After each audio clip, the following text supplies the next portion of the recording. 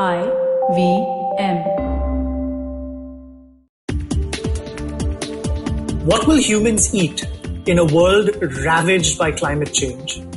A world where blight and drought have stripped our land of its nurturing fertility, where the soil and the monsoon and the estuaries no longer sustain us but threaten our existence.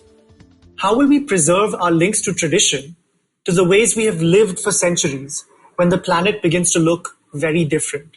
Or perhaps when we've landed on different planets altogether? On Feeding 10 Billion, we've investigated these big questions over the course of the past 19 episodes. And the truth is, we need all the tools we can get, all the technologies, communities, and practices that enable us to build a more resilient, future-proof food system. Because that future, where the planet looks very different, it's already happening today. As we've recorded season 2 of Feeding 10 Billion, we've seen the COVID-19 pandemic lay waste to our economic systems and set in motion what may be the worst food crisis in decades. An unwelcome glimpse of past worlds we thought we had transcended, brought on not by low productivity, but by broken systems. Lawrence Haddad, executive director at the Global Alliance for Infant Nutrition, says that if we don't act now, the coming food and nutrition crisis will be biblical, on steroids, and across generations.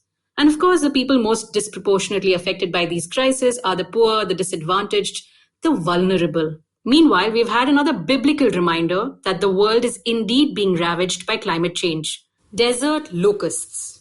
Swarms of locusts have spread across East Africa, Iran, Pakistan, and India, threatening the food supply in several states and terrorizing farmers at a time when the pandemic had already damaged them tremendously. Climate change created the perfect cocktail of conditions for this outbreak, the worst in decades. Couple these plagues and pestilences with the continuous wildfires and the loss of irreplaceable ecosystems in the Amazon, and it's clear that we simply cannot continue with business as usual. We can't even think about a new normal. Normal is what got us here. Normal won't get us out. Feeding 10 billion people by 2050 demands a paradigm shift, a relentless march towards the technologies and systems which will enable us to reverse the ravages of climate change and public health crisis, or at the very least prepare us for possible futures in which we have to be resilient to their effects. Today's guest on the final episode of season 2 is an entrepreneur working on exactly those kind of technologies.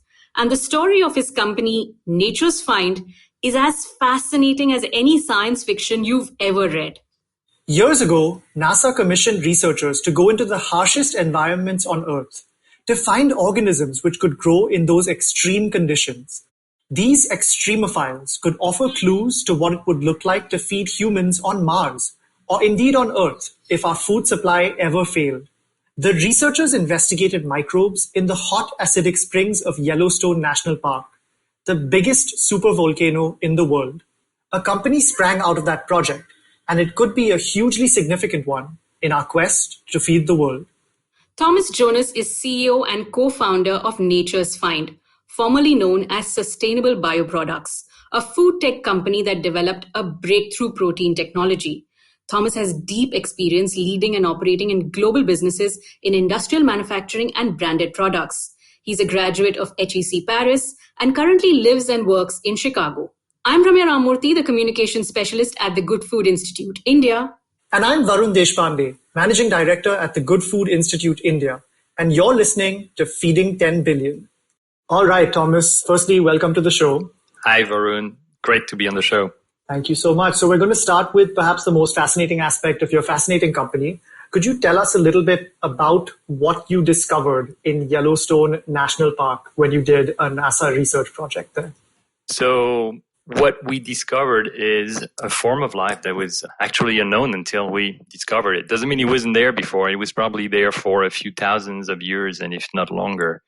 The goal of this research was to try to figure out if NASA was going to send a probe to a moon of Jupiter or to Mars, what would be the environment in which it would make sense to look for life. Because we know life on this planet, but this is data point, n equals 1. We have one example of life. We don't really know how life can be organized outside of where we live in a completely different environment, in a completely different planet. And so the goal was to try to get a sense from environments, ecosystems that are very, very, very different to what we have usually on our planet. And that is what took us through the acidic volcanic springs of Yellowstone National Park. For the people who are not familiar with that place, is in the northwest of the US. It's basically part of the Rocky Mountains. It's just below Canada. And it is the biggest supervolcano in the world. It is a whole volcanic massif that is about half of the size of Switzerland. And it's basically sitting just above a huge lava chamber. And as a result of that, you have between, around 15,000 geothermal systems. So you have geothermal springs. So this water that come out of the ground, sometime in the form of geysers, sometime in the form of springs. And they are really the result of the snow melting, getting into the ground, getting heated by the lava, and just shooting back through all sort of very interesting geological complex structure that you typically find around volcanoes. So when these waters come out, they can be very acidic. They can be very basic. They can have all sorts of very unusual chemistry. They're not just regular water. They are very extreme waters. And that's where we discovered a bunch of life forms that were not identified before. What's fascinating is that in this environment where typically anything that falls in these springs would die, life found a way. And across many, many thousands of years, microbial life forms adapted through an incredible, really, we can barely imagine the amount of trial and error that life must have gone through to find a way to adapt in these acidic springs that typically would just kill you pretty much instantly. But life found a way, life adapted, and this microorganism really gave us a phenomenal lesson in terms of adaptation, in terms of being efficient, really using what is in your environment to just prosper and thrive. So this is really the discovery that we made. And from discovering these forms of life there that are very, very efficient, we developed a new to the world fermentation technology. New to the world because there is really no book that tells you how to cultivate these very unusual microbes. But the reason why they are interesting is not only because they are organisms that adapted to a very extreme environment, but also because they are very high in protein. And they are about 50% complete protein. And they have a filamentous texture that kind of mimics the texture of muscle filaments. That's what we did. We did this discovery of this new life form. And we created this new fermentation technology to cultivate them. And as a result, we have this new to the world protein that is very, very efficient, using a fraction of the land, fraction of the water, emitting a fraction of the greenhouse gas versus typical animal protein sources. Amazing. And could you tell us a little bit about now the people behind Nature's Find? Could you tell us a little bit about your journey? So for instance, how does someone with a business school background and a corporate stint in sales leadership roles, how do you end up doing this? And how did your CSO and co-founder, Mark, also end up doing this? So the company has about 60 people now. We're at a little over 60 people. It has been quite a journey. And, we didn't set up to bring a new form of protein to the world. Actually, what really excites us is solve big problems. That's really what we get a kick out of. I mean, we just love to think about big problems and what can we do about them. And so that is really kind of the trait, the very specific feature that we all have in this company. We just get excited but with big challenges. So what drove me there, it's a very unlikely path. I would not have been able to script that. It's not like I planned this thing. I'm very envious of people who say, when they are 5-year-old, I'm going to be this, and they have this passion and this is what they want to be, and they become that. And I think that's very admirable. They have this passion for a very young age. And I would never have in my wildest dream imagined that I'm doing what I'm doing today. But I think, on the other hand, curiosity is really something that's very strong in me and very strong in the people that are part of the company. And that's really what's driving us. The curiosity, the why not, why couldn't we do that? Why couldn't we try that? Is really what drove me on this journey and took me through where I grew up in France, going to business school, to moving to the US, becoming president of a large multinational packaging company, and then completely changing this and trying to do something that's more helpful to the planet. I think it's not uncommon, you kind of go through this first part of life where you're more focused on yourself and on trying to see what you can do and kind of prove yourself. And then, you get a little older, and for some people it happened a little earlier, but then you start thinking about the rest of us and how you don't really matter that much actually. And what matters is the bigger picture. And so building something that can help has a lot of meaning for me. And that's what really drove the journey. As far as Mark is concerned, so Mark is my co-founder of the business and a tremendous scientist. And really, he definitely gets a lot, if not all the credit for, it's a teamwork, but he gets a lot of the credit for putting all of these technology together. I think Mark's journey is similarly a journey of curiosity, a journey of exploration. And it's really a journey of why not? Why don't we try this? It's a scientific process, I guess. And that's what took us here. We're a victim of the scientific process. Thomas, hearing you speak is really resonating with me because your journey from someone who was sort of building a career and then decided that, your personal career doesn't matter as much. It's the bigger picture that matters. I think resonated with me personally. I think with a lot of our team as well. And I love what you said earlier about how life finds a way. So on our podcast, we've had people discuss plant-based and cultivated meat before. But we haven't really delved into this vast and fascinating world of microbes or fungi earlier. How would you explain this part of alternative protein to a lay person, say someone who's just had enough grasp of, say, high school science? How would you explain this amazing complete protein to them?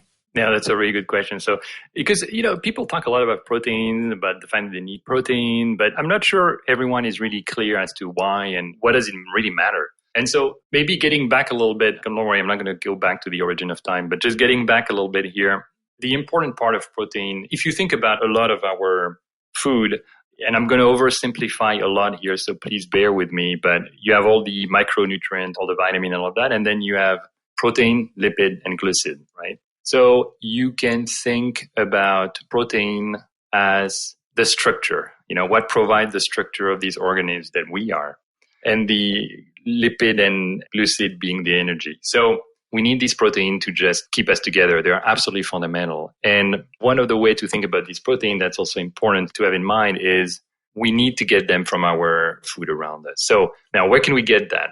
Well, there is one big misconception when we think about animals is that animals actually do not make proteins. They do not synthesize proteins. They really are concentrators of protein, and they really concentrate the protein that they get from the plants and microorganisms that they consume. The only two categories who can actually make proteins are plants and microorganisms. And so it's always surprising for people to realize that animals do not have the ability to fix nitrogen, to create amine bonds that are required to make proteins, but it is a fundamental thing.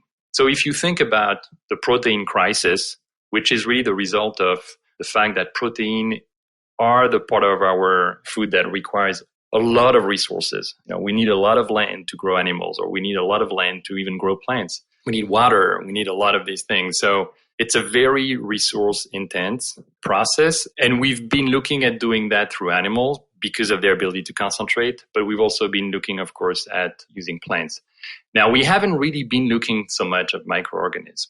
The interesting thing about microorganisms is that they are very simple organisms. They are microorganisms, right? So they do very few things, much fewer than bigger, more complex organisms. And in a way, as a result of that, they are very, very efficient. So think about a microorganism as a little camper that has a backpack and not much else, and you just feed them. They only can use what they have in their backpack. They're not going to build very, very complex things necessarily, but they're going to be very efficient at them. And especially when you find one that through evolutionary process had to be very, very efficient because it evolved in this environment that really selected it for efficiency, then you have something that's interesting. And that's what we believe we have. So I think microorganisms are something that we'll see more and more in the future. I think we have to think about our journey as human as, a great species that invented agriculture about 11,000 years ago. But today, we're getting to the limit of what classic agriculture could provide and could offer. I think India is really one particular country who has pushed agriculture through the Green Revolution in India in a way that not many countries have demonstrated. It has been a spectacular success. But I think we also all understand that we're still fundamentally using the same technology that we invented 11,000 years ago when we started to domesticate a fraction, a very small number of plants and a very small numbers of animals for our food. We're still today depending on less than 10 plants out of the millions of species that exist in the world. Still a handful really to provide 60% of our calories. So it's worked great for us. It's been a phenomenal success as a technology. Agriculture has been a phenomenal success, probably the greatest success of our species in terms of technology. But this being said, when you trend toward the 10 billion and when you have global warming, those are not the optimal operating parameters for that technology. And I believe that it's time for a second domestication, and that's the domestication of much more efficient organisms that require much fewer resources and can deliver the nutrients that we need. And those are the microorganisms. So that's the journey we're on. Yeah, and it's absolutely fascinating. I mean, you mentioned earlier as well, and you've talked in interviews about the filamentous fungus with which you're working, how it's so adaptable and it's so efficient. So you can use it to make different types of products depending on how it's grown, depending on how it's processed. It can resemble, as you said earlier, animal meat, that is texture and muscle of animal meat. It can be used in different types of products. I think crucially, you've been expanding out, or you've been creating your production facility in one of the areas that used to be a famous meatpacking district in Chicago. With just 0.7 acres, you can produce enough meat equivalent to what would have taken 7,000 acres of grazing land to produce. So could you expand out about the possible applications of your protein, of phi? We are located, as you mentioned, in the old stockyard of Chicago. So Chicago used to be the center of the meat industry in the US, and it's really where the modern meat industry was invented. In the late 1800s, it was a big tourist attraction to come and visit the Chicago stockyard and look at how animals were processed. So you would have 500,000 people coming and visit that. It was probably a pretty gruesome, but apparently quite fascinating at time for the people of this time visit. So we are located there, exactly in a location where a few decades ago used to be a building that was, where pigs were parked before being slaughtered. It's kind of interesting that this new protein technology is basically finding itself in the exact location where the old protein system was located. And it's actually interesting because it also highlights how it can plug in and replace for a lot of the downstream application these old protein sources. So you talked about the versatility, and this is really something that is one of the very interesting attributes of our technology. So I would say one of the key things to keep that at a high level, we can do a lot of things. So we can do dairy product, we can do meat products, we can take the organism, grind it to a flour, and we can incorporate it in pasta, we can incorporate it in bread, we can do a lot of different things. Fundamentally, it is 50% protein, as I mentioned. So it's a little bit like a new protein platform. Interestingly, people often ask me, well, how is that possible? How can you do something that's like a burger and something that is like a dairy product? How is that even possible? The funny thing of that is nobody questioned that the cow is actually at the origin of the burger, just that it is at the origin of the milk. Nature doesn't really divide in categories based on how we want to have our food. And fundamentally, the nutrients and especially the proteins are there. So that is really what matters for us at the cellular level. Now, food is also an experience and it's also a taste. And one of the very important part of developing our technology was to get to a fairly neutral taste profile. So fairly neutral taste profile doesn't sound that interesting. In actuality, protein don't have much taste. If you take really a raw protein without all the things that you had for flavoring, it doesn't have much taste. And that's actually the important part, because then you can add flavor through spices, through various flavoring elements. And, Indian culture being the culture that's the most apt in the world at blending spices, we're really looking forward to bringing our product in India and play with local spices and see what sort of taste we could get there. So, Thomas, you've told us about what your reasons are for pivoting to nature's find. Could you talk to us about the philosophy that underpins your work? You've spoken a lot about doing more with less. Is that going to be key to feeding 10 billion of us sustainably? in the future? For instance, just for context for our listeners, you said at full capacity, your company will be able to make as many hamburger substitutes in a year as 16,000 acres of grazing cows with just 1% of the equivalent greenhouse gases. So could you tell us a bit about what this means for our planet? So it is really about the efficiency. As I mentioned earlier, the challenge for us as a species, all future 10 billion of us located in a planet that's not getting any bigger, that doesn't have any more resources, is really to find a way to do more, to provide for everyone with less. We have to be more efficient with the way we use energy, with the way we use resources, because those are finite. We are on this little blue barbel that's just rolling in the void.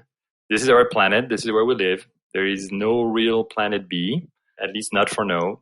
We have to make it work. It's absolutely essential. And there is no question, and I think it's clear for everyone, that we cannot waste the resources. It's just not an option. It's suicidal. We can't do that. So doing more with less is really critical for us as a species. I believe that. And again, getting back to the organisms that we discover, it's one of the master of that. There is no question. It is one of the example where nature has really optimized an organism to be very, very efficient because of lack of resources. So there's a lot of lessons there for us as a species. So the efficiency, as I mentioned, is critical. And if we think about what it means for our food, there is going to be lipids for everyone. There is going to be glucides for everyone, carbohydrates for everyone. When it comes to protein, that's where it gets a little trickier because of the fact that there is not that many ways of making these proteins and because of the fact that it's very resource intensive. So you need a lot of land, you need a lot of water to typically operate the assembly process that makes protein. And there's limitation to that. These things have been discussed on the program before, so I think everyone probably understands that. We know that the way, especially in the United States, the way we rely here on cattle for a lot of the protein supply is just not sustainable. It's going to be very complicated. And I know, sometimes people talk about having an agriculture that, goes back a little bit in time and is not around factory farming and these sort of things. The problem with that is it's great if you want to feed 3 billion people, but you're going to have to feed 10. So you cannot expand the land for animals to graze. You cannot expand the amount of water that you dedicate to, the crops that feed these animals. There are very real limitations and you have to find new ways and these new ways have to be more efficient. So that's really what's driving us. It's really what we're trying to do here. Absolutely. And I mean, that kind of cycle of extraction that we're in with scarce natural resources, it shows up in all sorts of ways, right? So currently as we speak, and especially towards the end of last year, the Amazon, which is often, called in the media, it's called the lungs of the earth. Of course, there are a lot of very immensely precious, irreplaceable ecosystems on the planet, and the Amazon is one of the most important, perhaps. It was on fire because I think the encroachment on a lot of these precious ecosystems has been underway in order to grow that protein in the form of cows or other animals, chicken feed, etc. So I think that we absolutely have to think about breaking this cycle of extraction, and your work is really promising in that direction. So you've talked about a lot of that efficiency, and I think that's definitely true. One of the things we're seeing, Tom, is during especially the COVID-19 pandemic, is even on the supply side, it's becoming clear that there will be disruptions in growing meat because currently we're operating with an inferior production platform, not just on the basis of efficiency, but also in the basis of kind of demand supply responsiveness. So we take a lot of time to grow a cow and then we slaughter that cow. You're going to distribute the meat from that cow. But what if there's a disruption? You can't just turn off the faucet there, right? You can't just turn off the production. We're seeing, slaughterhouses becoming amplification points for COVID-19 because there's all this stock that's going to waste, all these pigs, all these cows that are going to have to be disposed of if they're not slaughtered, if the production system doesn't go on. So could you talk also about the supply side efficiencies of this next generation, the second domestication? You've mentioned that you can double the biomass very rapidly. You don't have to really think about turning it off and on. You can do it very responsibly. Could you speak a little bit about that? You're hitting on something that is absolutely essential. Again, this is all about the efficiency, right? This is all about being efficient and learning to do more with less. So if you think about a cow, from one cow to give you 2 calves, it takes about 2 years. And it's just the reality of that cycle of life. And it's going to take a while for these cows to grow up and to become animals that would then be processed in the meat factory. So the duplication time is very, very long. Microorganisms, as I mentioned earlier, much simpler organisms, and they just grow very, very, very quickly. And you're right, we're not dealing about doubling times that are a matter of years. We're dealing with doubling times that are matters of hours. And that's the power of two, and the power of two. Anybody who's played the game, when they were kids, of multiply things by two, know that you very, very, very quickly get to very, very, very high numbers. And that's the beauty of this technology. So you can rapidly double, and the numbers just add up very, very fast because it doubles every few hours. So that is really a shift and a change in the way you think about resources. And it also disconnects you from some of the constraints of this supply chain that you were mentioning earlier. We were talking about the land, we were talking about the water, but as well, the weather, the pollution, all these environment constraints, they're not very relevant when you're growing things in a factory. So as I mentioned earlier, our factory in Chicago located in the stockyard, it doesn't matter really to us whether it's raining or whether it's not raining, whether there is sunshine or not, whether there is a drought or not. It doesn't really matter whether we're located in Chicago or we are located, in Mumbai or in Beijing or in Cape Town. For the organism, it doesn't matter. It's the same thing. So we just need to provide the appropriate condition, which is a big part of our technology, and then the organism is going to multiply every few hours. So literally, we have a fridge. In this fridge, we have the strain. So, and just to be clear, we never have to go back to Yellowstone. It's a little bit like starter dough, baker's yeast type of thing. We just have a few cells that we have identified and isolated. And regularly, we just go back to this original organism in this fridge. We have a few fridges across the world, and we just restart the multiplication process. And then we make a lot of that. So every time I look at one of these fridges, I look at it and I'm thinking, wow, and this fridge is actually enough to feed the entire population of the earth through this multiplication process. It's a little bit like, looking at an acorn and thinking that there is a forest that's really in that acorn. It's just a process of planting that acorn, getting a tree that's going to give you more acorn, and then you have a forest. That is a fundamental shift in the way you're thinking about producing your food. I think it's a very beautiful and poetic thing in a way. It's also a completely natural process. It's also the way, nature works. I mean, we're just helping nature's work through this technology. We're just creating optimal condition for this to happen, but it's fundamentally nature's work. And that's one of the reasons why we call the company Nature's Fine, is because we think about our science not as a way to dominate nature, but more as a way to ask questions to nature. So science for us is the language in which you ask questions to nature. And you try to understand the answer of nature, and that's how you build the technology. So we're really trying to express nature. We're really trying to work in harmony with nature here, and certainly not, harvest. We're not trying to dominate it, is my point. So that's really the story of how we're creating something we found in nature to create this new nutritional fungi category. On that note, we'll take a short break, but don't go anywhere. We'll be back with Thomas Jonas talking about Nature's Find.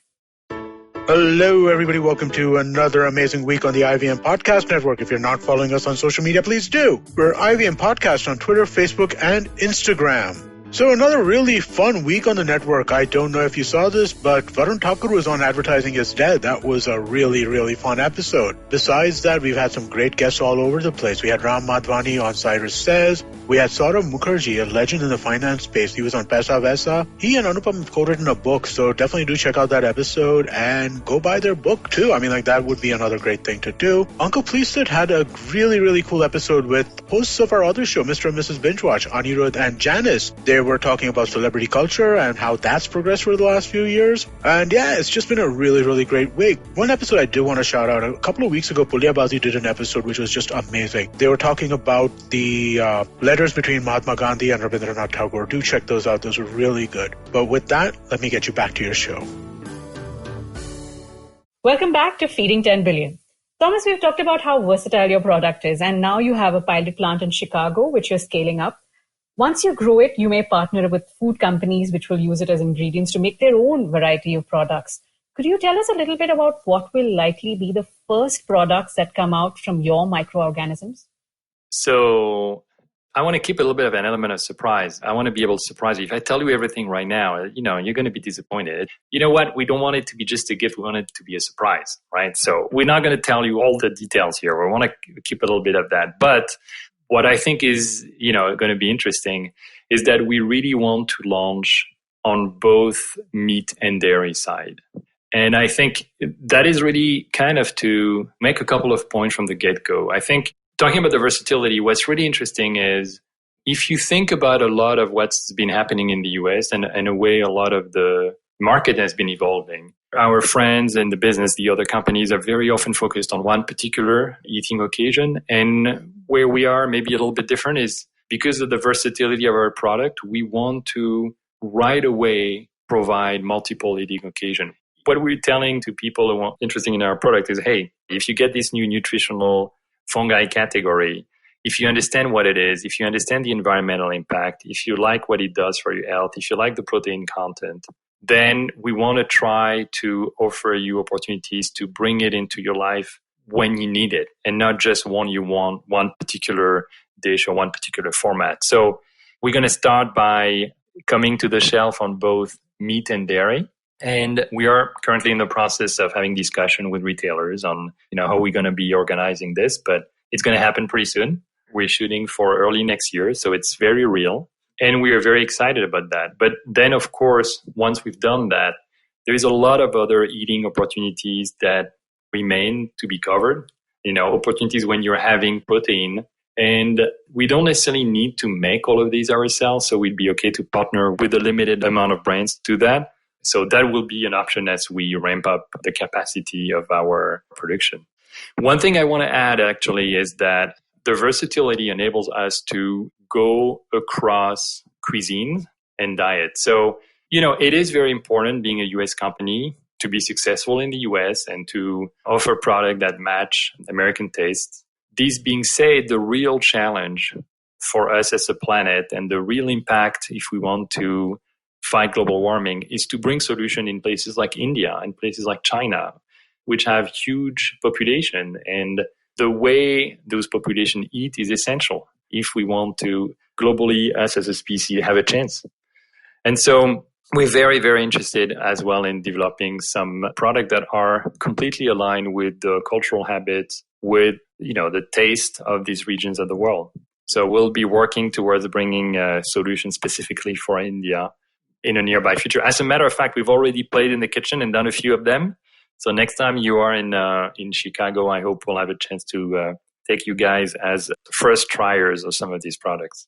I'm super excited for that. And we've talked a lot about, your personal affinity to India, Thomas, and we're really looking forward to your growing into the Indian subcontinent and attacking the problems that you mentioned that we've talked about at great length with malnutrition, even things like creating jobs in India. These are the kinds of things that we should be talking about within the alternative protein sector and attacking these problems of emerging markets. So thinking about alternative protein more broadly, we're seeing some, collaborative approaches across different categories. And I think that makes sense because maybe 20, 30 years from now, I think people will just think of things as food. They won't necessarily think of it as plant-based or cultivated. They will have internalized the fact that these are from different sources, just like we internalize the fact that bread is a mixture of various different technologies and different things. Of course, some of these things are more futuristic. But could you talk about, is there a potential to think through some kind of blended products or some kind of interplay between plant-based, cultivated meat and certain products arising from microorganisms or fermentation? Absolutely. So what you're saying is very important. And I think it's actually very often underestimated. You were mentioning how quickly people actually adapt to changes in their diet and bringing new things. And I think we are amazingly blind to our own flexibility around food. We have seen categories emerge regularly again and again and again over hundreds of years. I grew up in France. It's not like bananas where, grew up in France, originated in France. There were a time, in the Middle Age where I remember in Europe, there was this princess that traded pearls from a necklace for oranges. So one pearl was one orange. So there's a lot of things that are completely stable, taken for granted type of food that were completely exotic. And things that were completely foreign to our diets became very common. I mean, we tend to forget, in the US, people think about potato. Well, potatoes are from Peru. And people talk about the Irish famine and the potato famine, but potatoes were brought from Peru. We think about Swiss chocolate. Chocolate is from Mexico. The Italian pasta brought back by Marco Polo from China. So I guess what I'm trying to say is we have constantly brought new things into our diet again and again and again and again. There is no doubt in my mind that at some point in time, bread, as you pointed out, was an amazing new technology, and it got adopted, and it just, so I think we'll see that again and again. We saw that with sushi, recently in the US, if you think about it, things like kombucha, who you can find everywhere in the US, product that completely did not exist or were so tiny not so long ago. So again, the plasticity, the speed of adoption is much faster than we might imagine. I don't see why it would be different in places like outside of the US than it is in the US. I think it's true as well for India and for China. Just a kind of quick reminder, we all know that the best food in England is Indian food in pubs, right? We all know that. So it really shows the speed that we constantly underestimate of adoption. And I think a lot of people were surprised by how alternative protein, alternative burger took up over the past few years, but they shouldn't be. I mean, really, they shouldn't be. If you bring a good product, people will eat it. As a species, we like our food. And so we will eat that. You talked about mixing and matching various ingredients. And that is one of the fundamental aspects of food. I mean, this is one of the things as human where our geniuses as cooks really plays in. Animals just eat what they found, whether they eat other animals or whether they eat plants. This is a meal, right? They go and just have one thing. We are mastered at the art of mixing and matching and creating flavor and creating texture through the magic of cooking. And again, I mean, I said that before, but India is the country that has the highest amount of spice. You guys are really the masters. And this is from a French guy, right? So we recognize we both rule the world. Maybe the Chinese there. We rule the world in terms of cooking, sophistication, right? But I think the mixing and matching is key. And you can absolutely imagine mixing and matching various plant-based protein, nutritional fungi protein, and again, new technology that will come together. I am absolutely confident this will bring a new world of food that will taste good. There is no reason, there's not a single reason to think that this is not going to be good. It's not going to taste good. It's what we do with it. It's the creation that we bring together that really bring the magic of taste and makes it nutritionally very valid and environmentally a better solution. So I'm very optimistic about all this. I'm looking forward to this world of mixing and matching that you mentioned. So Thomas, when we talk about it from the consumer perspective, consumers might know of fermentation from products that they know and love, like beer, or in India, say yogurt. Does that make it seem more approachable or more acceptable? Gut bacteria, for instance, is also becoming mainstream and it's understood as a really healthy thing. So does that help make fermented meat products seem as equally healthy or nutritive? And how are you sort of communicating this to consumers? Microbes as a protein source, for instance. And I think this was mentioned in the Good Food Conference panel that you were on as well. Corn has been making meat-like products from fermentation for the last 30 odd years or so. So how do you establish that this is a superior iteration of consumers may have had before in this space? One of the reasons why I think we've seen an acceleration in the consumer acceptance is because consumers are understanding better what these things are, what these new type of proteins are. And we've done a lot of work with consumers, having them try our food and listening to them. And we did this work with consumer where, we are behind the one-way mirror and food is being brought to them and there's a moderator and they try the food and we listen to what they say. And it was fascinating to me. And the first time we did that, how we explained to people what it was. We told them it was a microbial fungi discovered in Yellowstone. We were very clear on what it was. And we brought, I think, burgers at the time, and people tried that. They were just focusing on the food and not on the idea of what the food was, which was kind of surprising, but also fascinating to see.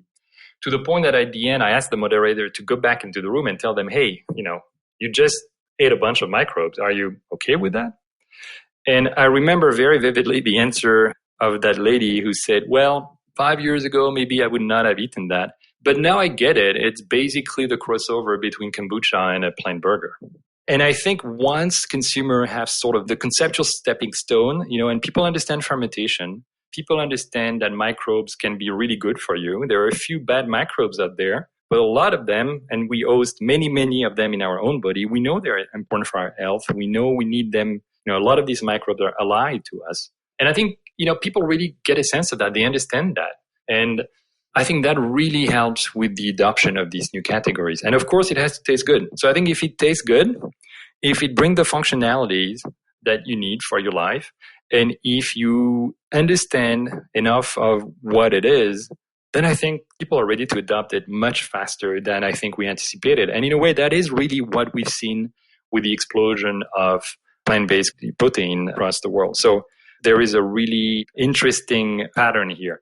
So for us, what it means also is that we're going to be talking about this new category that really we're creating here, which is nutritional fungi. It's interesting because we were not sure how to describe it to consumers, so we tried a few different ways to talk about it. But we found out that this is something that really people understand. They understand what fungi are, they understand what nutritional mean, and they kind of put things together and they say like, yeah, okay, I get it. I understand what it is, and I'm excited and interested about it. If it's good for my health, if it's good for the planet, and if it tastes good, sign me in. And we heard that again and again and again from consumers. And this is not just about us, by the way. I think this category is going to become more and more popular, more and more rapidly. So, in order for the category to grow very rapidly, Thomas, I think there are obvious considerations for any category, which have to do with scalability, with production, commercialization. So could you talk through, especially for markets like India, where the cost basis is going to have to be so unforgivingly low, but you'll still have to preserve all the functionality and all the quality. And this is true in other markets that are sort of like India as well, right? So like Nigeria, etc., famously high bar from consumers when it comes to taste, and famously high price sensitivity as well. So could you speak to some of those considerations? So how do you see this scaling to emerging markets like India and China, which you've mentioned that you are prioritizing in the medium to long term? So I'm actually not really concerned with the cost curve and the ability to play at the right cost level. I think, it might not happen on day one. There is a little bit of scale-up effect here, but I think the fundamentals are there. And again, they are coming from the efficiency of the process. So of course, one of the big difference with existing protein supply chain is that they've been fully amortized in a way for, many decades, if not hundreds of years. So here you have to build up all these new infrastructures. And it's a little bit like, one of the challenge of the breaking the dependency on oil versus going solar or wind energy. You need to build this thing and there's an initial cost to that. But what we've seen again and again, and once you build these things, then the running cost is lower. So I think there's something equivalent here. The arc of the trend in terms of cost, precisely because of the amount of resources required, which is much lower, is really playing very favorably for technologies such as ours. Now, there is one element that you did not mention, which I think is very, very important, which is the regulatory aspects. And I think the important piece here is that in a lot of the geographies, it can be challenging to make regulatory progress. And it's not a matter of hitting the standards and doing all of that. It's just a matter of the time of the process. And also, candidly, I remember this American senator who told me that regulation has two goals. One of them is to protect consumers, and the second is to block new entrants. And we've seen that play out in the United States. I don't want to be naive about that in other regions of the world. It happened in the US. It's going to continue to happen in other regions. But I think in places such as India, I think it is absolutely essential for governments to look at technologies such as ours, making sure that we provide all the safety that is required. But I think technology like ours or technology that bring clean energy needs to be fast-tracked in countries like India. I think it is essential because those are things that really make a difference for people who live in these countries. It is also help achieving some fundamental goals of these countries around safety of their food chain and ability to be independent. We can make this protein in India, for instance, using only Indian products, right? We can bring our technology, assemble this protein, and turn it into products that would fit the Indian taste. But we need to make sure the regulatory doesn't take an extended amount of year. And one of the challenge here is, as young companies, we're currently well-funded, but all of these new companies have A lot of us are pre-revenues. We need to get to markets. We need to sell because otherwise we just run out of cash. And at a point of time, all this invention and innovation that's really blossoming everywhere could be significantly hindered if the regulatory path is just too lengthy. And that would really be something that I fundamentally believe would be detrimental to consumers, to their choices and to their ability to get access to clean food. So I think, in the case of India, but also in the case of other countries, I think it would make a lot of sense for the government to see how they could actually accelerate, just the same way that actually India did a phenomenal work with the Green Revolution and became the sort of agriculture powerhouse at the time. So Thomas, I guess earlier when I said the most fascinating aspect of your very fascinating company is what you found in Yellowstone National Park. I think that's only one piece of it, right? So I think a lot of us are thinking about the future, the far future, the deep future, and thinking about what you said earlier, there's no planet B for now. But what if we get all of this right? And what if we think about what happens when we become an interplanetary species and what we might eat if we are an interplanetary species? I think that's partially what your research project in Yellowstone National Park was about, is to find extremophiles that can survive under extreme conditions. So let's say we get all of this right and we figure all of this out. We're already seeing cultivated meat. 2 companies, Aleph Farms and Finless Foods, cultivated their bovine and fish cells respectively on the International Space Station recently. Could you tell us if there is a potential for phi to be eaten on Mars in the next decades? So absolutely. The first part of my answer to your question is, it's not an answer, actually, it's a correction. I'm sorry, Varun, but it's not if, it's when. So it's not if we are successful about, doing all these things that we need to do as a species, is once we've done that. Because I am fundamentally optimistic and I absolutely believe in our resilience and our ability to fix problems. And I'm not saying that transition is easy. Change is complicated, but fundamentally, I believe that the arc of history here is going to take us toward a better environment, better situation. I believe that technology has its part to play there. So I'm absolutely convinced we will do all these things. And again, it's not just about us, our company. It's about us as a species. We'll find solution to solve the energy problem, the food problem. We'll solve greenhouse gas. We just need to focus on this thing and make sure that we pay attention, we change our behaviors, we bring the new technology that can solve these problems. We have a lot of that. It's more a matter of deciding and enabling it than it is very often to really invent these new solutions. So a lot of them are actually already invented. It's more about deploying. I'm optimistic that these things will happen. Now, about the expansion of our species in other places. So I know it sounds a little bit like science fiction, but we are currently working with NASA on a bioreactor for space travel. So we're very serious about that. We think it's part of our species journey to be explorers. We are fundamentally explorers as a species, and as a company, we're very strong in our DNA. We were always very curious about what's beyond what's over there, what's behind everything we see. We want to understand, we want to find out, we want to acquire new knowledge, and we are absolutely passionate about that. It's really as a species, again, we are driven by curiosity. It's one of the very important things for us. So we absolutely look forward to serving you a kebab in Mars next time we meet over there. A phi kebab, to be clear. Well, on that note, I'm going to round it off to the last question of this podcast. In the year 2050, what will your average day look like? And will we be feeding ourselves pie on Mars?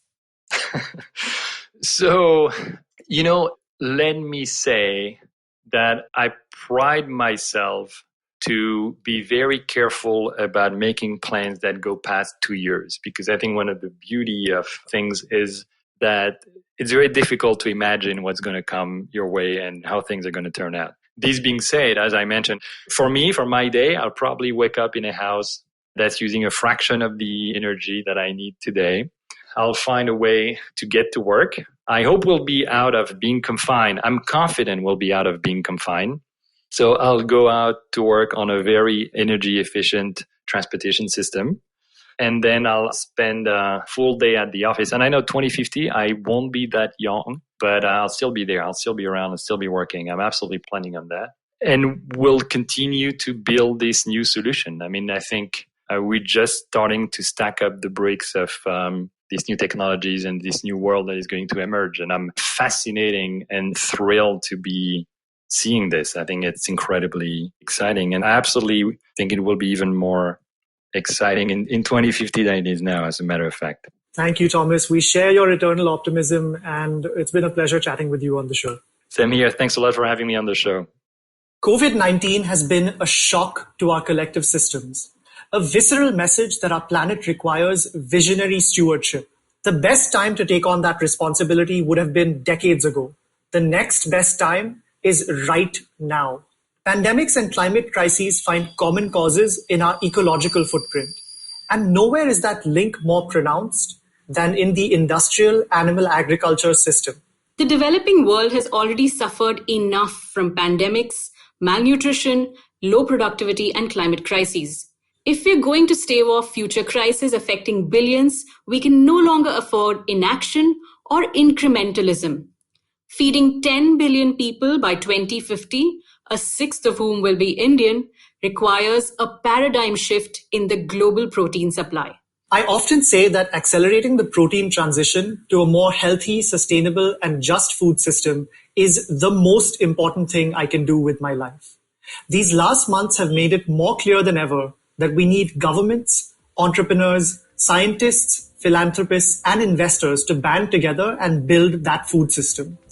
We need a mission for smart protein for the next decade so we can slow down climate change, prevent future pandemics, and secure our children's futures.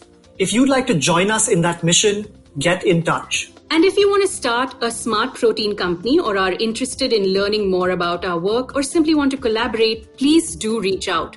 You can join our GF Ideas India Smart Protein Innovation Community on LinkedIn or follow us on social media. We are at Good Food India on Twitter and the Good Food Institute India on Instagram, and look for us on LinkedIn as well with the Good Food Institute India. If you like this podcast, don't forget to check out other interesting podcasts on the IVM network. You can listen to us on the IVM Podcast app or ivmpodcasts.com. You can also follow us on our social media. We are at IVM Podcasts on Twitter and Instagram. And if you want to reach out to me, I am at VarunD7 on Twitter and at Varun5 on Instagram. You can come ask me why. And if you want to reach out to me, I'm Cryptic Caprice on Twitter and Dithering Funambulist on Instagram. Please don't ask me why. If you'd like to be part of accelerating the future of our food system, please just get in touch. You can email us at india@gfi.org.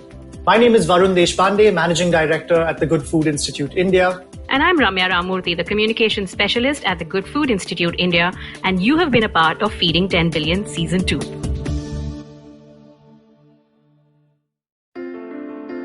Entertainment is like food for the brain.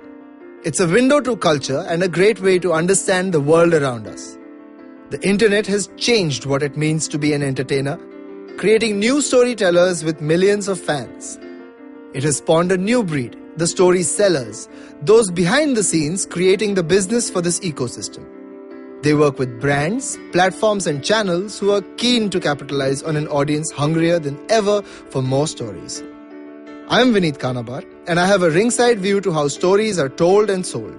On my show, I bring you creators, artists, executives, and marketers for a freewheeling conversation around the business of entertainment.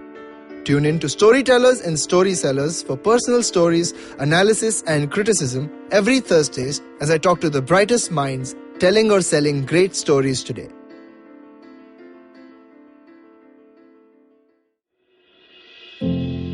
Namaskar, dear Bandhu. My name is Ashish Vidyarthi.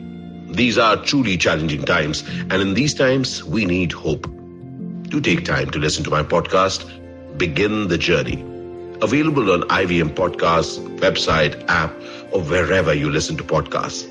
Remember, there is hope because there's one life and we are alive.